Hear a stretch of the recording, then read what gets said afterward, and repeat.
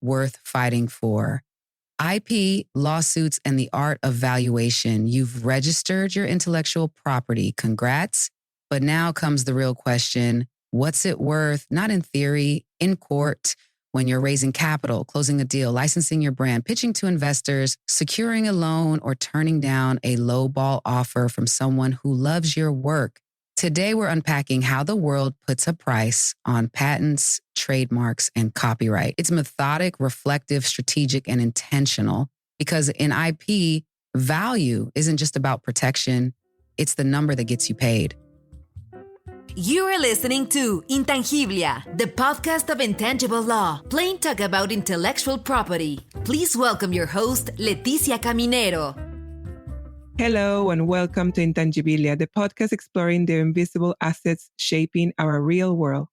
I'm Leticia Caminero, your host, your IP guide, and your friendly reminder that sometimes the biggest battles aren't over if you own your creation, but how much it's worth. And I am Artemisa, your digital co-host, valuation hype queen, and certified calculator of creative chaos. If it's protected, I want to know what it's worth in court, contracts, and cold, hard cash.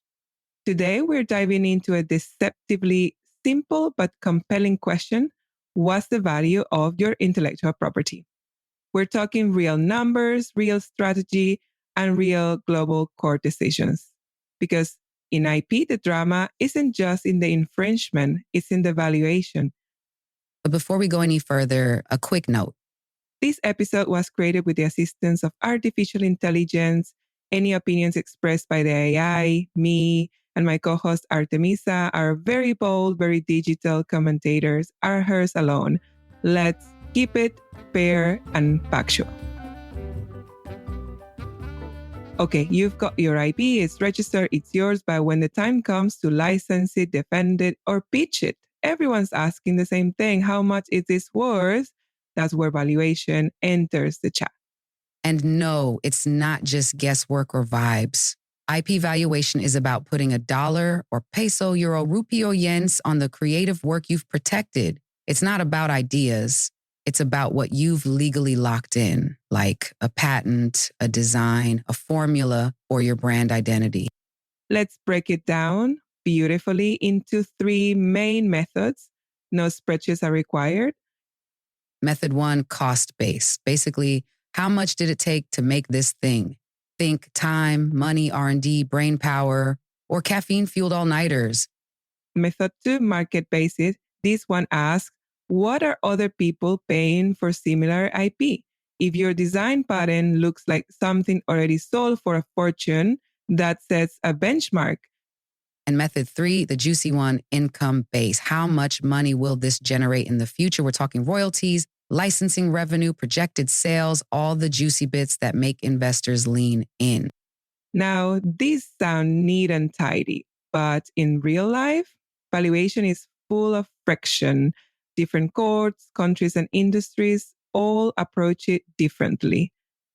That's why today's episode is packed with real legal battles from California to Colombia, where valuation was the core issue. Some used cost-based logic. Others asked about future earnings. Some courts had to invent creative ways to assign value when data was scarce. So if you've ever wondered how a stolen design, a licensing fight, or even a moral harm gets priced, stick around. Because these cases don't just make valuation real, they make it matter. And trust, each case we're about to cover, it fits into one of those valuation models. Some are classic cost-based calculations. Others dive deep into projected royalties and future earnings. And some are full-on courtroom debates over brand prestige and public confusion. So as we go, try to spot the method behind the madness. Cost-based, market-back-based, income-based, they're all in here. And how each court chose to apply them. That's where the legal magic and drama happens. All right, enough theory. Let's get into the cases and see just how much a patent, a platform, or even a sneaker silhouette is actually worth. Let's start strong with the mother of all design wars, Samsung v. Apple. This wasn't just a patent fight. This was a the valuation battle of the decade. You know the one, the iconic iPhone design, rounded corners, smooth face, grid of colorful icons, versus Samsung's Galaxy lineup that, well, looked suspiciously familiar. Apple said, hey, that's our vibe, and sued for design patent infringement. In 2012, a jury awarded Apple over $1 billion, 0 cents in damages. But the real drama kicked off when Samsung pushed back not on whether they infringed, but on how much it was worth. This was the valuation showdown. And here's where it gets juicy. Apple held design patents, not utility patents. That meant they weren't suing over how the phone worked, just how it looked. And under US law at the time, infringing a design patent meant you could be liable for all profits from the infringing product. Or profits, as in you copied our phone's face, now give us everything you made from it. Samsung was like, wait a minute, are we seriously giving Apple the profit from the whole phone just because of a few curves and icons? The case went all the way to the US Supreme Court. And in 2016, the court said, no, you don't automatically owe total profits on the entire product. The key phrase, article of manufacture. Translation, maybe Samsung owed profits only on the front casing, not the whole phone with chips, batteries, and features Apple never claimed. That ruling flipped the script on how market-based valuation works in design patent cases. It forced courts to dissect a product and decide what portion of it actually drives value and whether that portion was what got infringed. This wasn't just a money fight. It reshaped how designers, brands, and lawyers think about IP value. If you can't tie your design to consumer choice or actual profit impact, you may walk away with less than you thought. Eventually, Apple and Samsung settled in 2018 for an undisclosed amount, but the precedent, it lives on. Today, courts apply a much more nuanced valuation approach in design patent fights, and companies document their consumer behavior data like gospel. So the lesson, if you're protecting a design, be ready to prove why it sells, not just why it looks good. All right, time to shift gears from sleek smartphones to seismic sensors. And trust me, the valuation drama here was earth-shaking. We're getting geological now. I love it. Let's talk Western Jacoby Ion. This 2018 U.S. Supreme Court case wasn't flashy, but it changed the way companies price IP tied to international business. Here's the setup. Western Jackal held patents on marine survey technology, basically equipment that helps oil companies map the ocean floor before drilling. Big money, very specialized. Enter Ion Geophysical. They were accused of shipping parts overseas that could be assembled into Western Jayco's patented tech without a license. Western Jayco sued for patent infringement and said, hey, we lost out on big overseas contracts because of you. Now pause, because this is where income-based valuation enters the chat. Western Jayco wasn't just asking for damages inside the US. They wanted compensation for the profits they would have earned abroad if Ion hadn't undercut them. Ion argued, wait, U.S. patent law shouldn't apply to what happens outside the country. Classic extraterritoriality debate. But the Supreme Court, it didn't buy that. In a 7-2 decision, they ruled that Western Jayco could recover lost foreign profits because the infringement started in the U.S. with the unauthorized component exports. That was huge. Suddenly, patent holders could claim global revenue loss as part of their valuation, not just domestic market impact, but the entire international earnings pipeline. This shifted how companies estimate the value of their patents, especially those in hardware, biotech, or specialized engineering, because now the global market potential can directly affect your courtroom compensation. And let's not forget, this was a real win for small patent holders who compete globally. Western Jayco wasn't a massive brand, but their tech was niche and valuable. They had the receipts. And the court said, yep, those receipts matter. Valuation takeaway, If your patented invention has cross-border potential, document it. Earnings projections, missed bids, regional contracts, they're all fair game in a damage claim now. And in IP, lost opportunity is still opportunity with a dollar sign. Next up, corporate espionage with a tech twist. We're talking Epic Systems, Bond, Tata Consultancy Services, a US case that proved just how much confidential information is worth when it crosses into IP territory. Oof. This one had it all: fake credentials, sneaky logins, and a courtroom price tag big enough to make CEOs sweat. Spoiler alert, $940 million, 0 cents in damages. That's almost $1 billion whoopsie. Ninja. Here's the backstory. Epic Systems is a US-based software giant that builds health records systems for hospitals. Tata Consultancy, one of India's largest tech firms, was hired by an Epic client to help with system maintenance. Instead of just doing the job, some Tata employees allegedly used stolen credentials to access Epic's internal system and downloaded over 6,000 documents.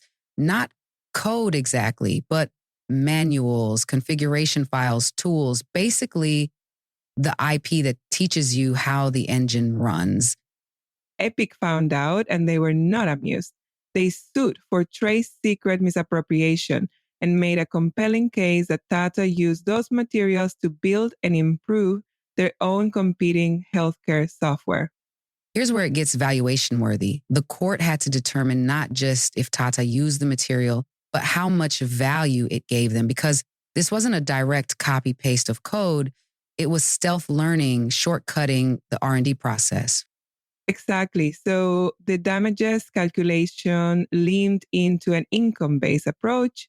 How much profit did Tata earn or save by not having to develop that knowledge from scratch? The jury awarded $240 million, 0 cents in compensatory damages, and then dropped an extra $700 million, 0 cents in punitive damages on top, just to make a point. It was one of the largest trade secret verdicts in US history, later reduced on appeal. But the message was loud and clear. If you shortcut your way to market with someone else's protected know-how, it'll cost you. Valuation isn't just about physical patents or trademarks. Sometimes it's about the systems behind the systems, the internal tools, data, processes. If they're protected and commercially valuable, they count. And they count big. The key in this case was proving that those 6,000 documents saved Tata time and money and gave them a competitive edge. That's where the price tag came from. And it's a reminder to everyone: track your trade secrets, mark them, protect them, limit access, because if you ever have to fight over their value, you'll need the receipts. Now for a case with a little less math and a lot more heart. We're headed to Spain and into the world of moral rights. Ooh, yes. Time to talk about Liffers v. Producciones Mandarina. No spreadsheets, just feelings and legal recognition that sometimes IP damage is emotional and economic. José Luis Liffers is a cinematographer who created the visual style for a Spanish TV show. When the show got recut and aired without crediting him and with modifications he hadn't approved, Liffers sued. And he had every right. In many countries, including Spain, creators have moral rights, like the right to be credited and the right to object to modifications that harm their artistic integrity. Here's the kicker. Liffers didn't sue for copyright infringement in the traditional sense. He sued for damages to his reputation and won. The court awarded him compensation not based on lost profits, but on non-material harm. That's valuation through the lens of artistic identity and professional credibility. So what method of valuation are we talking about here? Technically, none of the big three, cost-based, market-based, or income-based, fit neatly, but the court still had to put a number on the damage. Exactly. This is what you might call a reputational valuation. The court looked at the industry norms, Liffers' standing as a professional, and the likely impact on his career. It wasn't just about a missing credit.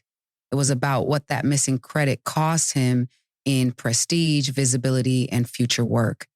And let's be real, in creative industries, reputation is currency. It influences commissions, grants, trust, and long-term relationships.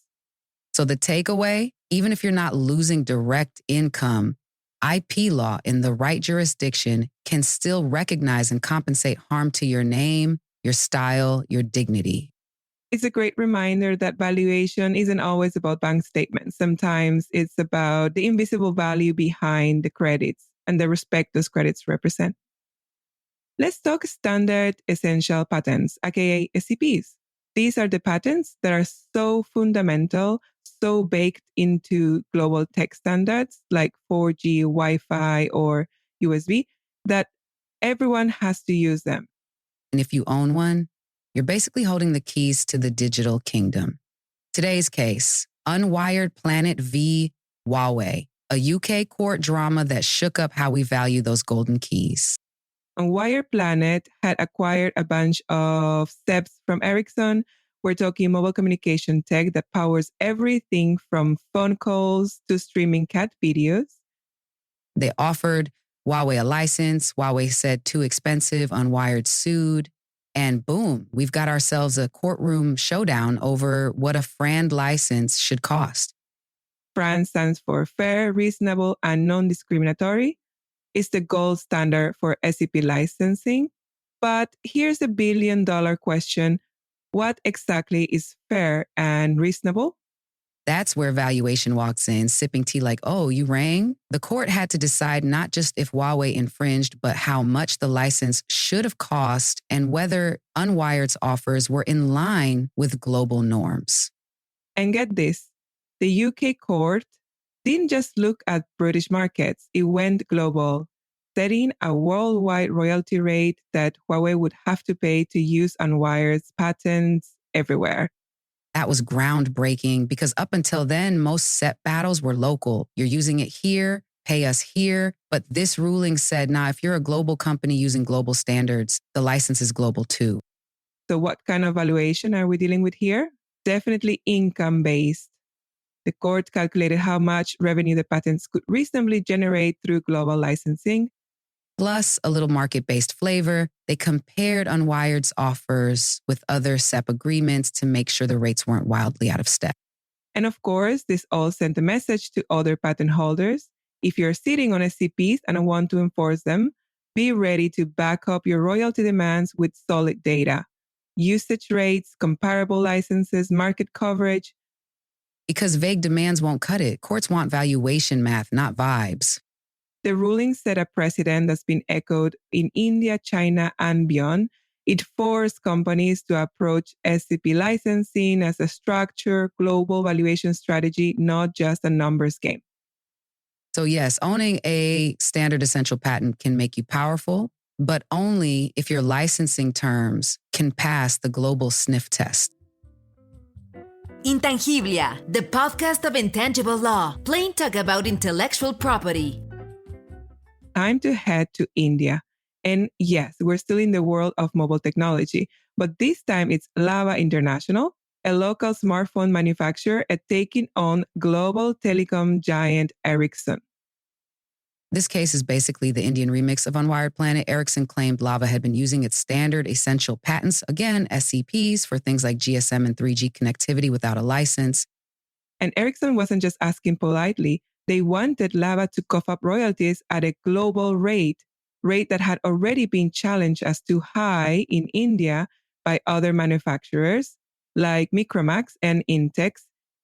That's right. This wasn't Ericsson's first dance. They had already faced scrutiny from the Competition Commission of India for potentially abusing their dominant position by charging unreasonably high royalties. So Lava said, wait a second, these rates don't make sense in our market. We're selling phone at a fraction of that price. Which brought the focus squarely onto valuation fairness in developing economies. The big question, should royalty rates be based on the value of the whole device or just the part that uses the patented tech? And what's the income-based value of that little chip inside your phone that connects it to the network? Because if it costs $2.00, should royalties be based on that or on the $100 0 cents phone it powers? Valuation battles like this show that context matters. A FRAN rate in Sweden might not fly in New Delhi. Courts in India started pushing back, asking for local market evidence, cost breakdowns, and data on how much the patents actually contributed to the phone's success. And remember, Lava wasn't refusing to pay. They were asking for a valuation that made economic sense in their business model. They wanted fair, reasonable, and truly non-discriminatory terms, just like the FRAN acronym promises. So what was the valuation method? Again, a hybrid. The court weighed income-based projections against market-based comparables, all filtered through India's local realities. This case, along with others in the region, helped shape how emerging economies approach IP valuation. It also sent a warning to patent holders. You can't just copy-paste royalty models across borders. You need cultural, legal, and economic fluency. And ideally, a calculator that converts Swedish licensing optimism into Indian regulatory realism. All right, deep breath. We're jumping into pharma now. Because if there's one industry where valuation and timing are everything, it's pharmaceuticals. Oh, yes. This case is Toray v. Sawai. And the question at the center was this: what happens when a generic drug maker delays licensing a patented product and jumps the gun? Sawai held a compound patent and a process patent for a key hypertension drug in Japan. Sawai, a generic manufacturer, applied for marketing approval and then launched the drug before concluding a proper license agreement with Toray. Not a great look. Toray sued, arguing that Sawai had benefited commercially while dragging their feet on formal licensing. Basically, you used our tech, sold it, and paid us nothing. So what did the Tokyo District Court do? It treated the case like a retroactive license negotiation, but with court oversight. And guess what that meant? Valuation central. Yep. The court had to figure out what a fair licensing fee should have been, even though no agreement had actually been signed. Enter income-based valuation. They looked at how much Sawai earned from sales and what similar licenses would have cost in Japan's pharma market. The judge didn't just slap on a penalty. They calculated hypothetical royalties, assuming a license had existed, and awarded Toray over 1.3 billion yen in damages. That's roughly 12 million USD. And that wasn't all. The court also confirmed that process patents, not just the final product patents, have independent commercial value. So even if Sawai had slightly altered the manufacturing, they were still within Toray's patent fence. This case highlighted how valuation can also protect market exclusivity by discouraging generic companies from jumping ahead before licensing terms are settled. And it showed that Japanese courts are perfectly comfortable putting a hard number on patent misuse, even when there's no formal contract in place. So next time someone tells you IP is intangible, remind them that courts can and will put a yen value on every delayed signature and every unauthorized pill sold. Especially when millions in pharma revenue are on the line. Now, let's talk about streaming and stealing, because this case shows how copyright violation isn't just about the art. It's about access, audience, and the platforms we use to get both. Enter Netflix versus Dragon Media. This wasn't some shady torrent site in a dark corner of the internet. Dragon was out in the open, selling fully loaded streaming boxes that came pre-installed with apps designed to access pirated content. Think of it like this. You walk into a store, buy a box that plugs into your TV, and poof, you've got access to all the latest Netflix, HBO, and Disney Plus shows without paying a single subscription fee. And they even advertised it as better than cable, which legally speaking is like waving a red flag in front of every major studio's legal team. So Netflix, along with Amazon, Hulu, and others, hit Dragon Media with a massive copyright infringement lawsuit. And here's the juicy part. This wasn't just about stopping the sales. It was about proving damages. Because how do you value what was lost when someone streams without paying? That's where income-based valuation came in hot, measuring how many subscriptions were likely lost, how many users were diverted, and what that cost the platforms in revenue. Plus, there was a market-based element too. The court looked at what Dragon Media was earning from selling the boxes and how that compared to the legitimate market value of access to streaming platforms.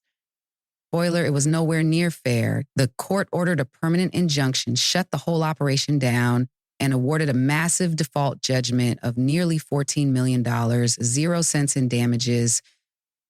The ruling also reinforced that enabling infringement is just as serious as doing it yourself. Dragon wasn't streaming the content, but they designed the ecosystem to make it easy, and they profited from it. So what's the valuation takeaway? In the streaming world, access is the asset. It's not about how many DVDs you sell. It's about how many eyeballs you attract and what those eyeballs are worth in subscriptions, data, and ad revenue. And courts are very willing to assign a dollar value to each of those missing eyeballs, especially when entire industries depend on it. Let's head to Mexico, where the Supreme Court, the SCJN, decided it was time to give IP damages a serious upgrade. And not just any upgrade. We're talking about a jurisprudential thesis from the top court that basically said, if you want to protect IP, you better know how to price it. Before this decision, Mexican IP lawsuits had a bit of a reputation. Courts were cautious, damages were low, and valuation was, well, inconsistent. Enter the SCJN with a bold position. IP damages can't just be symbolic. They need to reflect real commercial value, and courts must evaluate the actual economic harm, including lost profits, market share, and potential licensing income. Which basically brought income-based valuation into the center of the Mexican IP courtroom. No more moral victories with $1, 0 cents awards. If your rights were violated and you can prove it, the court will quantify that violation. And the SCJN also emphasized a big shift, the burden of proof, right? Shoulders were given greater procedural leverage, including the right to request detailed financial documents from infringers to help calculate the damage. So it wasn't just about increasing awards. It was about making valuation evidence more accessible and central to the case. It gave judges the tools and the push to actually use valuation principles in practice. That's a game changer because now when a copyright or trademark holder sues in Mexico, they can build a damages claim that reflects real world business losses, not just legal theory. And it's helped bring Mexican jurisprudence more in line with international standards. So what's the bottom line? The court made valuation strategic, legal, and non-optional. If you want to defend your IP in Mexico today, you better come prepared with the numbers.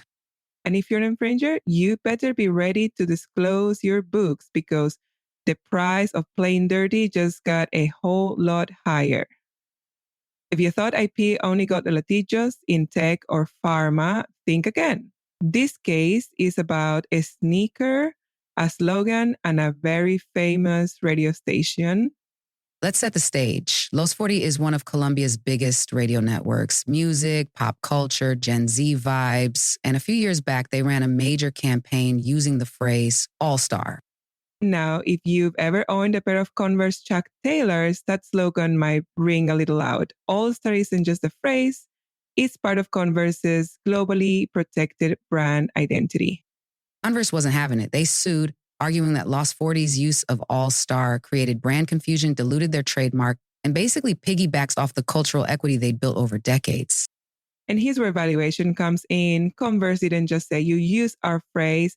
They said, you use our brand equity, and now we want compensation for what that's worth.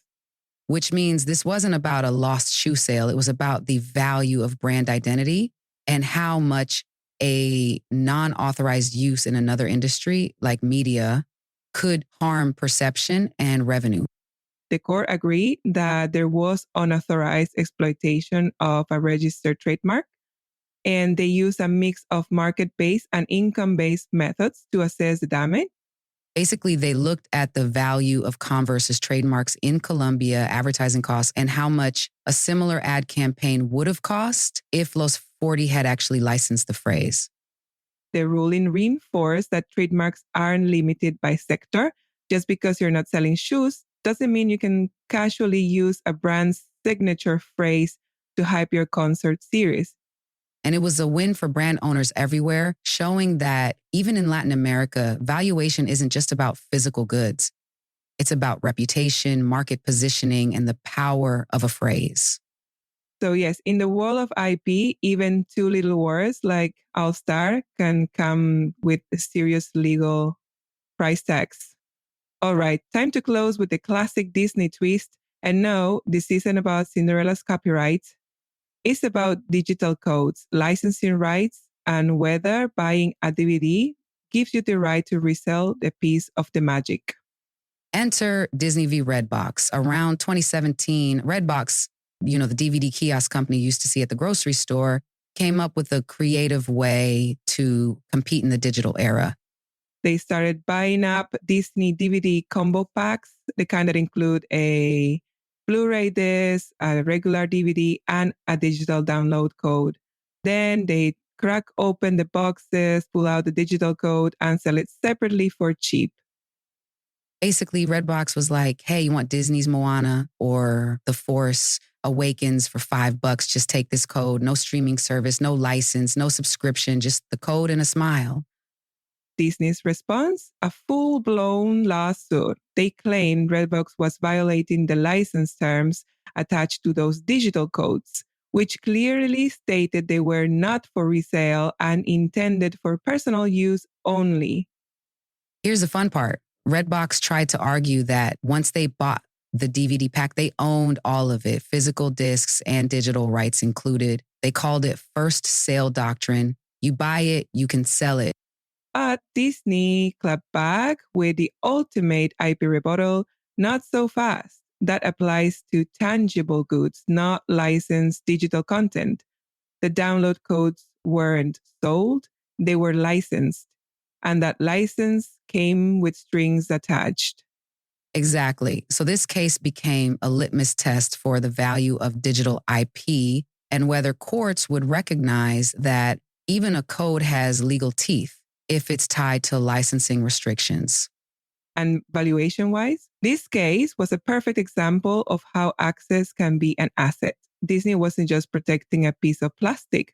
They were protecting their entire digital distribution model, streaming rights, platform partnerships, bundle pricing, and how they monetize content beyond the DVD shelf. The court issued a preliminary injunction stopping Redbox from selling the codes. But the real headline was that the judge agreed with Disney's position, reselling a digital license without permission is a violation of IP rights. And it affirms something critical. Valuation in digital markets isn't about what something costs to produce. It's about how it's licensed, how it's accessed, and how the access drives revenue. So whether it's a streaming password, a QR code, or an app download, if it's tied to a license, it's got value. And if you try to unbundle that value for resale, expect a studio's legal team at your door. In the end, Disney v. Redbox helped reinforce that digital IP has boundaries, even when it looks like a 12-digit string of letters and numbers. And that IP law, even in its most classic forms, is evolving to prize access, not just ownership. So what did we learn on this whirlwind tour through the world of IP and its price tags? Besides the fact that even a download code or a slogan can cost you millions, let's hit the top 5 lessons. 1. valuation isn't optional, it's strategy. Whether you're suing for infringement or closing a licensing deal, you need to know your IP's value. Courts, investors, and buyers all expect you to bring numbers, not just feelings. 2, the method matters. Lost profits, that's income-based. Cost of creation, that's cost-based. Going rates for similar assets, market-based. The strongest cases use the right mix of methods and backed it up with evidence. Licensing terms are law, not suggestions. From Qualcomm to Disney, if access is tied to a license, courts will enforce the fine print. Valuation lives in the contracts, so write and read them wisely. 4, IP travels across borders, and courts are catching up. Whether it's Mexico's Supreme Court, India's FRAN battles, or Colombia's Converse case, jurisdictions are aligning with global standards and treating IP as a business asset, not just a legal one. 5, protection is just the beginning. Real power lies in pricing. A registered right means nothing if you don't know what it's worth. These cases showed us that the real flex isn't filing a patent. It's negotiating with confidence because you know its market impact, its licensing potential, and its courtroom strength. So next time someone asks you, is that trademark really worth anything? You'll know the answer and you'll know the method to prove it. Remember, in IP, value isn't what you feel, it's what you can prove. And the better your proof, the better your payout. Thanks for listening to Intangibilia. If you've enjoyed this episode, share it, review it, or even better, price it, protect it, and profit from it. We'll see you next time. And hey, if anyone tries to lowball you, just send them this episode. Thank you for listening to Intangiblia, the podcast of intangible law, plain talk about intellectual property. Did you like what we talked today? Please share with your network. Do you want to learn more about intellectual property? Subscribe now on your favorite podcast player.